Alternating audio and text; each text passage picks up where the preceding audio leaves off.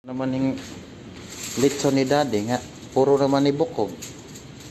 Unsa naman to nini ang iyang kuan atong adonde. Unsa puro naman mukhaon at puro naman bukog ang litson. Litsong ulo niya. Dad! Nga naman tang imuhang kuan? Nga naman tang imuhang litson ulo nga wa naman bukog naman lang to. Wa pa mo kakaon.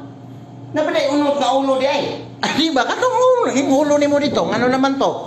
Wala naman ko kakaon ni nga to. Murag og ulo nimo ako ulo.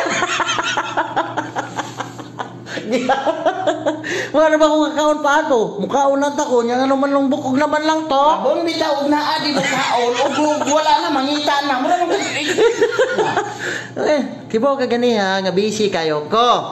Unya ko. Lakon sa man ko di ko. Ay. Wa jud ko. Sabat yung. Wala jud ko nimo binli no. Wala jud ko nimo di man ko nimo pinanggang anak jud. Oy, mura man kog adopted ko nimo. Mura kog adopted nimo. Sakit kayo. Sakit kayo. Mo na ko nimo ba? Sakit kayo. Lami. Lami. Lagi. Lami. Lami. Sige tayo. Ay, di na lagi. Lagi di na ako mapabili ng litson.